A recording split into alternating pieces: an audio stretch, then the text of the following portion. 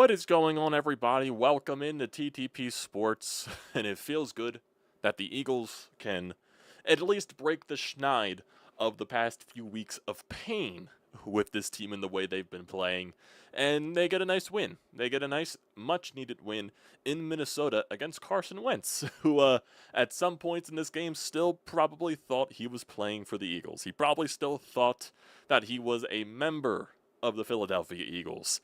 And with a couple of picks in there, and overall Carson Wentz just being Carson Wentz.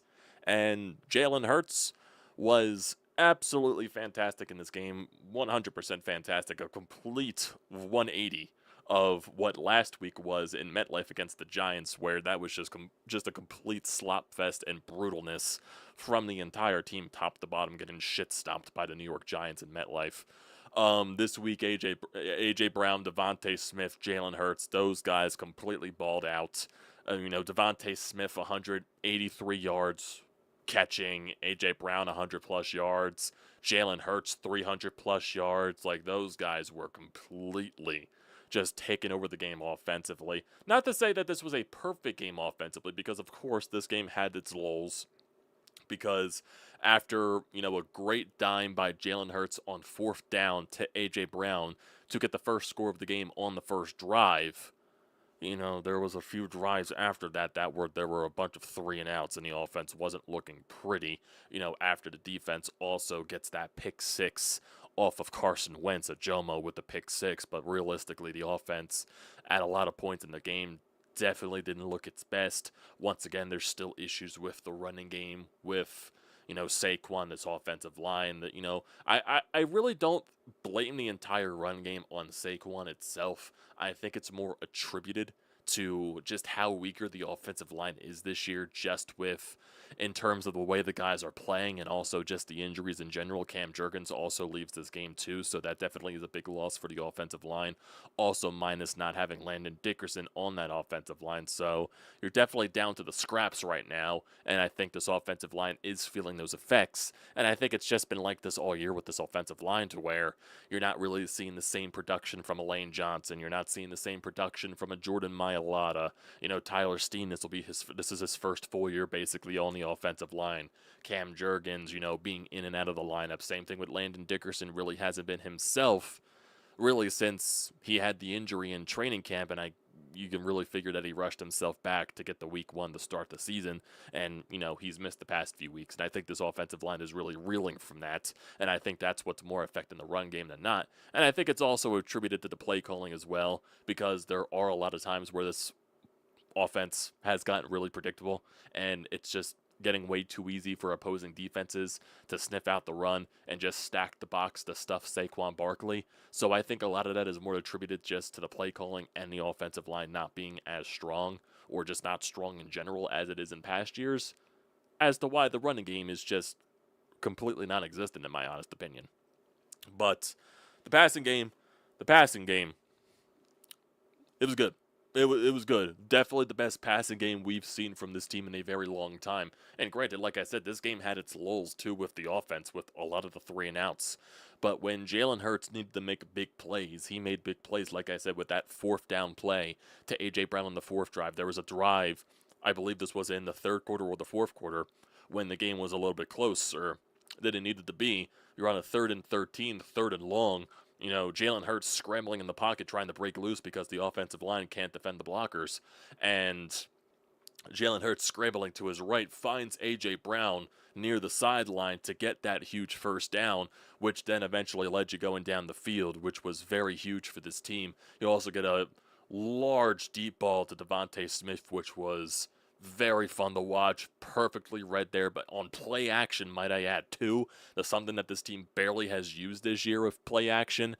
Beautiful deep ball to Devonta Smith. Devonta Smith, who had a brilliant game in today's affair as well. Just those 3 guys in particular, the Jalen Hurtses, the A.J. Browns, the Devonta Smiths, those guys basically just taking over the entire game and leading this entire offense, which is something we haven't really seen much in a little bit, because we all know last year was very run-heavy.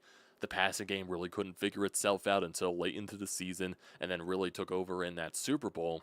And we've been through a lot of the drama so far to start this year. The run game hasn't been the same, obviously, and the passing game is still, from play calling, Kevin Patullo and all that stuff, hasn't been the prettiest. This is the best passing game we've seen in a very long fucking time. Like, let's just be honest here. Let's be honest here. It's the best passing game we've seen in a very long time. When was the last time you see, guys like A.J. Brown, Devonta Smith almost touching 200 yards in this game, and then A.J. Brown almost 120-plus yards on 6 targets for 4 catches? Like, when did you see A.J. Brown on 4 catches getting 100-plus yards? When was the last time we've seen that?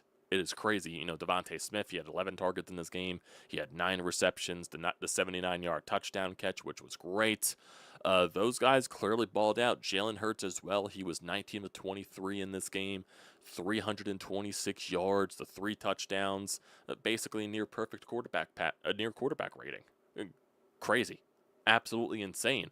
And for the defensive perspective, it was kind of bend but don't break. That's what it kind of felt like.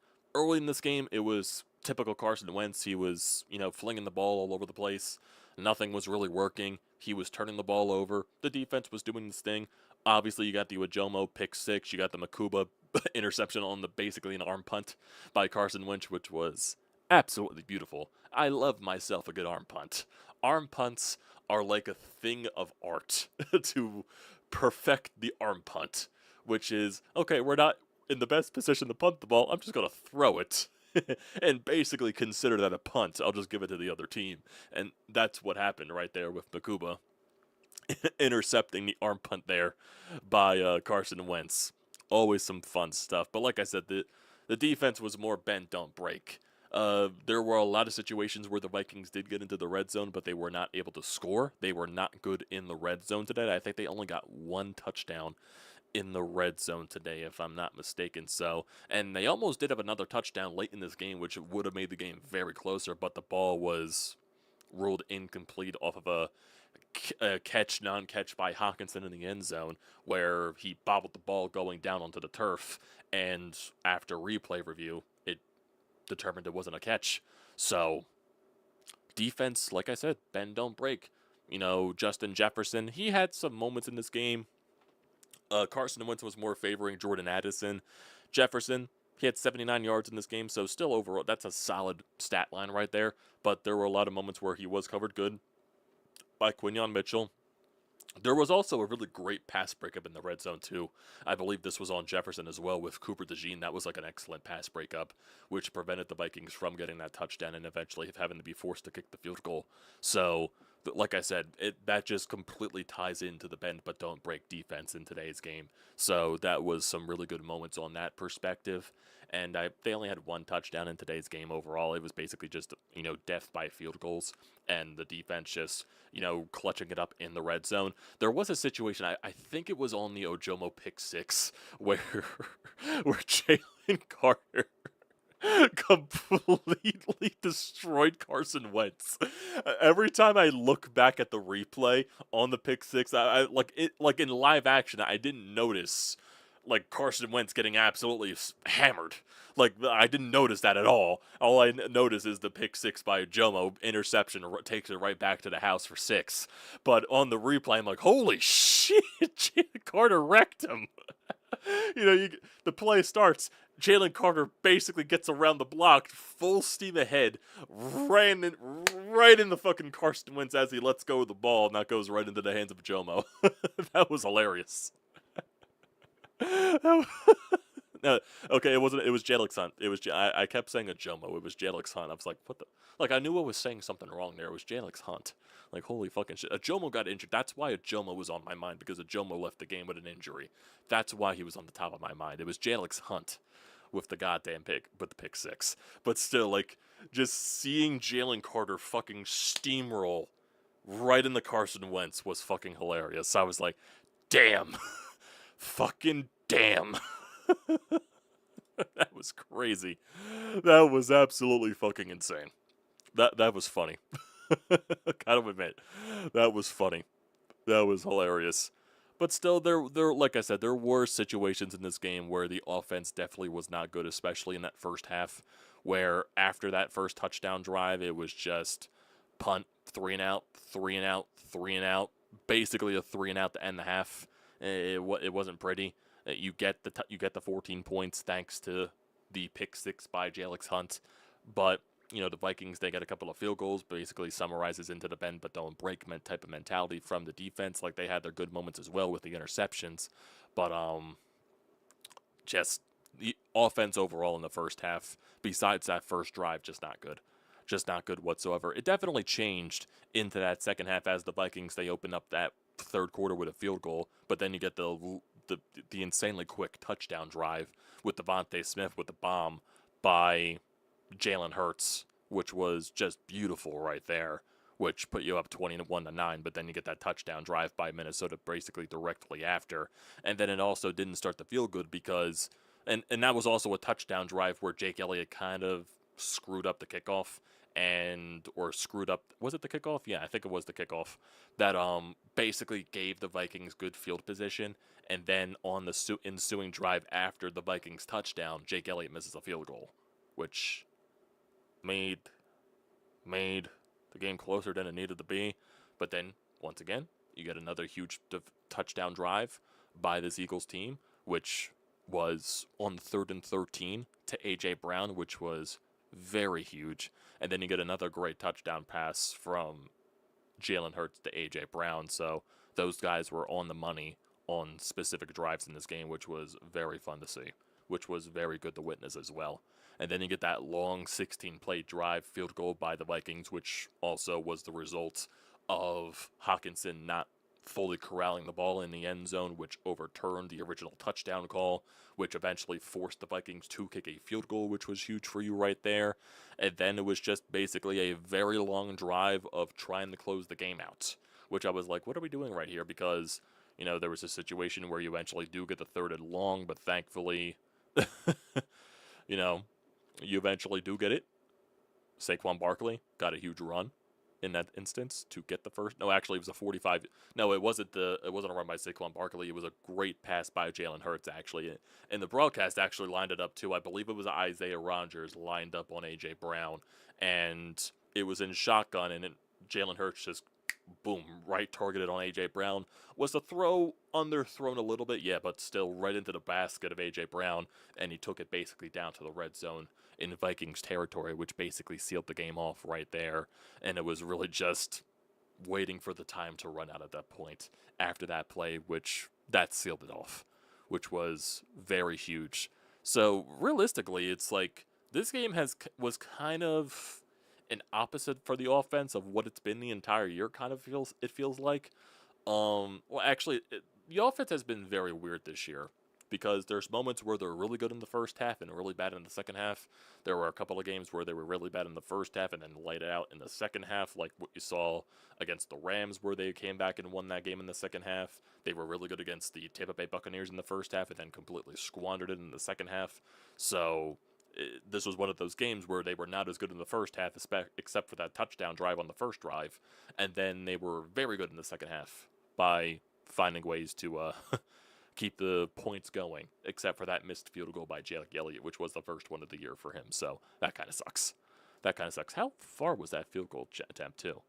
42-yard attempt. So that sucks. In terms of everything else, let's see. As the cats are going crazy outside, I can just hear them right now. Jesus. If we look at it right here, in terms of penalties, it didn't really. Actually, the Eagles definitely were. It didn't feel like there were many penalties in this game, but when you look at the stats right here, 8 penalties on the Eagles, 3 on the Vikings, and overall, it definitely was a better brand of football from the Eagles in tonight's game. It definitely was that case. It's still not perfect, obviously. There's definitely a lot to still work on. The running game still needs to get better, and we it's never going to be perfect through a full game, I guess you can say, but this was like the closest that we've seen to like a full 4-quarter effort from the Eagles entirely this season, which is a bright spot. And as we are getting closer and closer towards the bye week, and maybe something did help out a little bit when you play the Giants on Thursday Night Football, and you basically get that mini bye week with the extra days off going into this week's as well. Maybe there were some things that they worked on this week which kind of helped in that instance. I do want to see them work on more, especially next week's going to be huge for you because, once again, you are playing the Giants on home turf this time, and you're definitely going to want some revenge for the absolute shit stomping that the Giants gave you last week in MetLife. So that will be a very huge game and maybe a telling game going into the bye week. And we all know what happened with last week with the bye week. And granted, the last year the bye week was early, so that allowed them to fix a lot of the stuff that was wrong with them.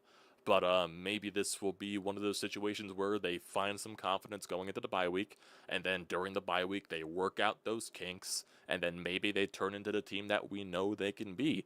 But right now they still need to figure out some kinks. And next week, after the high that we have this week, because this was definitely a much better version of the product that we've seen it a little bit from this team, you can't definitely not have a left down next week against the Giants. You can't let them steamroll you once again. I'm sure the Eagles are going to want some type of revenge for what happened in MetLife.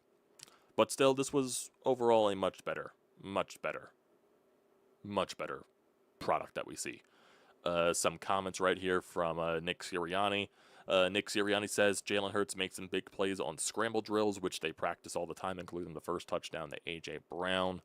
Trying to see if there's anything else from anything here. Let's see. This is from Jeff Kerr. Jalen Hurts in the second half, he was 10 of 12 for 240 yards, 2 touchdowns, no interceptions, 20 yards per attempt, and a 158.3 rating. Jesus Christ. And they say this man can't pass. They say this man cannot pass the football. Oof, oof, oof. My goodness. Crazy stuff right there, boys. But yeah, always nice to see Carson Wentz with the helping the Eagles out when he's not a member of the Eagles. He probably still thinks he's a member of the Eagles with a couple of those plays early in the game. Definitely still thinks that. So we do have a voicemail here on the Anytime Hotline. We do have some of your comments right here in the live chat. I do want to look at the schedule right now, and also look at the standings just to see where everything places in the NFC East and in the NFC in general. So if we just look at the NFC right now, the Eagles are the 2 seed right behind the Tampa Bay Buccaneers, who continue to find ways to win games because Baker Mayfield has just been fantastic this year. It is absolutely insane. So the Eagles are the 2nd seed, where the Rams are the 3rd seed, the Packers are the 4th seed, and all that stuff. Then we look at the division. Obviously, the Eagles are in first place in the NFC East. The Commanders and the Dallas Cowboys, they're playing right now. The Commanders, they can go to 4-3 or 3-4 after this game, and then Dallas, they can either go to 2-4 or 3-1 after today's game against Washington. So definitely will be a very interesting thing. Right now, Tampa Bay looks like a major power horse, especially when they're not even fully healthy. That's just how good Baker Mayfield's playing so far.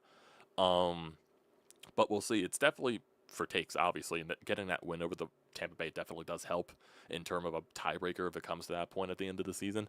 But right now, just continue to get wins. You got to continue to get wins, and hopefully this is a major turning point for this team as you do get closer to the bye week. We definitely do need to see them, go full throttle next week against the Giants. Get that revenge. It's desperately needed. So you got next week against the Giants, 1 o'clock. Then you get your bye week in week 9. And then this is where a lot of the tough schedule still comes out here. You open after the bye week, Monday Night Football in Green Bay against the Packers. So that's going to be a very tough game. Then you have Sunday Night Football at home against Detroit. Then you play in Dallas the week of Thanksgiving at 4:25. So that's America's Game of the Week right there on Fox. And then you're going to be playing on Black Friday at home against Chicago. And Chicago has definitely been playing a lot better of late. So we'll see where they're at going into that week. Then you have another Monday Night Football game against the Chargers. Then your schedule kind of lightens up just for a week when you play the Raiders at home at 1 o'clock, and then really much where a lot of the division could be assigned to right here. You play your last 2 games in the last 3 weeks. 2 of those 3 games are against the Commanders, and then also mixed in there the Buffalo Bills on the road. So that definitely is a tough way to end the season right there. So their second half schedule, definitely a lot tougher, minus a team like the Las Vegas Raiders and maybe the Dallas Cowboys. So, even though Dallas will be tough, just because they're the best offense in the NFL, but they're also the worst defense in the NFL. It's basically exactly two extremes right there. So it'll be weird. And also playing in Dallas is just tough in general. So we'll see where it takes us. But it's 1 week at a time with this team. Because 1 week we could feel really high, 1 week we could feel really low, and a lot of stuff here. Hopefully there's something to figure out here with Kevin Patullo. But hopefully, just still lingering doubts at the back of my mind with him. But I'm not going to go full throttle into the negative. Definitely not going to do that. So we'll see where it takes us. So let's get to the Anytime Hotline. We have one call here, and I believe it's from Sean. So let's see what Sean's got to say. We'll get to you in the live chat, and then we'll wrap it up. So what's Sean got for tonight? You got the win. That's all that matters. You know, there were some things to me that were kind of ironic in this game. Jalen Hunt drops an interception early against the Giants that he should have gotten, gets one today that he takes to the house. Jalen Hurts and Devonta Smith missed connection on a bomb against the Giants that would have been a walk-in touchdown. They connect today.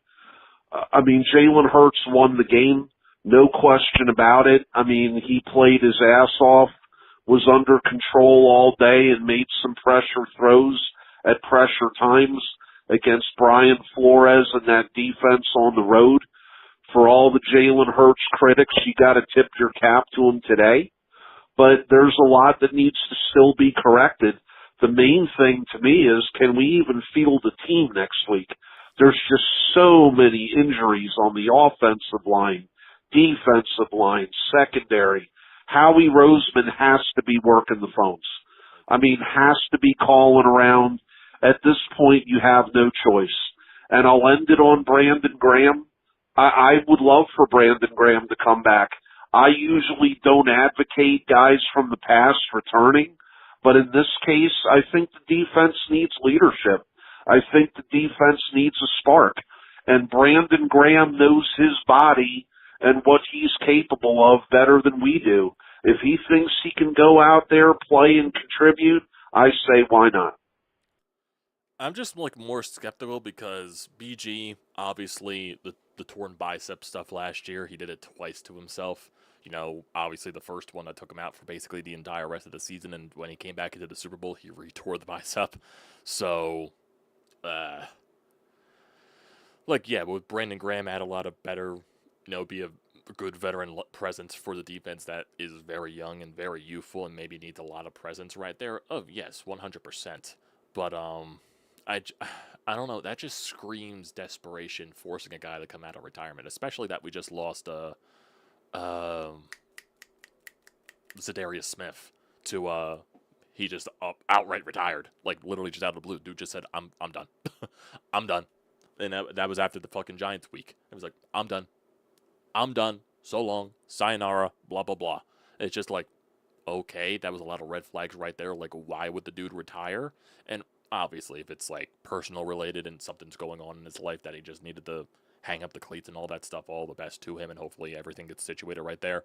But then it just also made you wonder, was whatever was going on in the locker room, was that just too much? That's just I don't need to deal with this. You guys can fix that on your own. I'm done. I'm out. I don't need this. I'm out. So definitely some red flags right there, personally. And just bringing back BG just kind of feels like desperation in that sense. Hopefully Howie Roseman is picking up the phones. I know there's a lot of rumors out there about Trey Hendrickson from Cincinnati, and that definitely would be a very huge get for this defensive front because it definitely does need it, just a guy that can have a presence to get to the quarterback because this team does struggle at getting to the quarterback. So it definitely would be a huge bolster right there. You also just lost to Dory Jackson, so that's another, even though Dory Jackson isn't the best player on this defense whatsoever, it's a body lost right there. And with some guys that do struggle in certain areas, you're still struggling on cornerback too with Keely Ringo and all that crap. You just lost to Dory Jackson. This defensive front needs more bodies to get to the quarterback. So there's a lot of work that Howie Roseman needs to do. And yeah, would BG help in that instance if he is healthy and he knows what his body is capable of at this point in his life? Why not try it? But that wouldn't be my first option personally. If you make your moves, you make your trades, you bring better defensive options in here, yeah, then you could bring in Brandon Graham. I don't want it to be the first option, personally. That's basically where my problem comes in with that, from that entire aspect. So, yeah, I think that's basically it on that point. But let's get to you guys in the comments, and then we'll close it out for today. Definitely going to be an interesting week. Like, I really wasn't able to do anything on the game last week against the Giants, and probably for the best because of how bad that game was. Because obviously that game was the same night as Phillies NLDS Game 4 with the Dodgers. Jeez, that feels like a long time ago, doesn't it? Holy shit.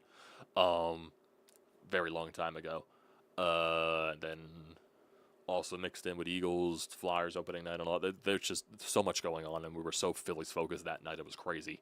And then just all the work combined with that just really didn't allow me time to really do much there. So, it was crazy. It was crazy. Michael, how you doing? So glad we got this Jalen Hurts for my birthday present. Today is my actual 22nd birthday. Well, happy birthday, Michael. Hope you're having a good day. And the Eagles did definitely give you a good win and a good performance, so it was a nice birthday present. So hopefully you're having a good day there. Tyler, Jalen shined, Carson, when it rained, of course. The Rams game was the last time we saw anything exciting from this team. I'll say the first half against Tampa Bay was very good. Besides that, yeah, the previous couple of weeks have been pain. Jalen Hurts was in his bag today, so still some issues on both sides, but overall it was a good win. Yeah, definitely still needs to get focused. They had Wentz wincing in pain the entire game. Crazy. Jalen hit Wentz like he did with Mahomes. Oh, yeah, definitely.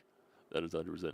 I did not understand the final drive before half. You have a couple of timeouts near the field goal range. Yeah, that was weird. That was like they still do the weird things that just doesn't make sense in my personal opinion. It's just weird.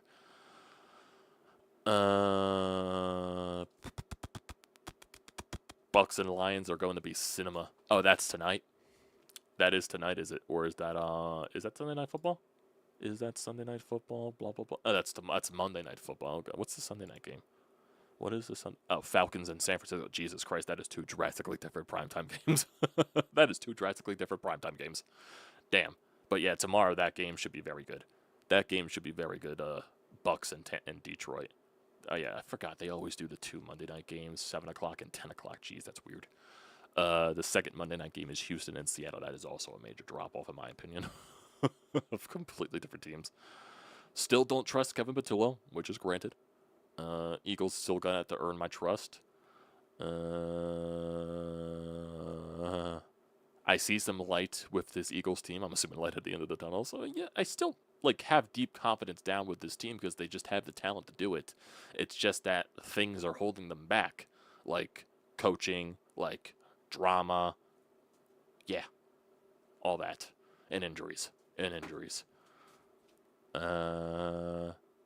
They're able to get Smith, JB, and Darius Cooper back from IR next week, so that definitely will get some bodies. I wouldn't mind Denzel Ward from Cleveland to help beef up with the secondary, and we did get a clean sweep of the Minnesota teams, Flyers, Sixers, and now Eagles. I didn't even realize how, I didn't even, put so many together. I was like, oh, the Sixers played on Friday. They played the Timberwolves. Oh, the Flyers, they played the Wild last night. Oh, they're playing Minnesota today, the Eagles, that did. I was like, well, oh my God, I didn't put 3 and 3 together. I did not put that together. But yeah, that's crazy. Clean sweep. Clean sweep of Minnesota. Crazy. Crazy stuff there, boys. Crazy stuff. But yeah, it's a good win for the Birds. Still a lot of kinks that need to be worked out. And so far, if I'm looking behind me, or ahead of me actually, the Cowboys and Commanders game is on currently, and Dallas is winning 10-8, it looks like. I think Dallas, they got a touchdown and a field goal, and Washington got a touchdown and a safety. I'm not mistaken. I think they failed on a 2-point conversion. So, definitely a weird scoregami right there. But, yeah. Appreciate you guys for tuning out. We'll be back this week, obviously. Flyers are this week. And I do have something planned Phillies-wise this week to talk with somebody here, so we'll definitely do that as well. But definitely expect some Flyers recaps. Granted, they only played... No, they do play 3 times this week. They actually do have a road game, so we can actually do a Flyers fucking road game for once. So yeah, definitely stay tuned for all that stuff, and appreciate y'all for tuning in. So don't forget to leave a comment in the comment section down below. Don't forget to drop a like. Don't forget to hit that subscribe button. Does me a great deal of service with the YouTube algorithm. You can also use the code TTPSPORTS, $20 off your first purchase at SEATGEEK. Great deal. Don't pass it up. So thanks, people, for tuning in tonight. Go Birds, good old 5-2.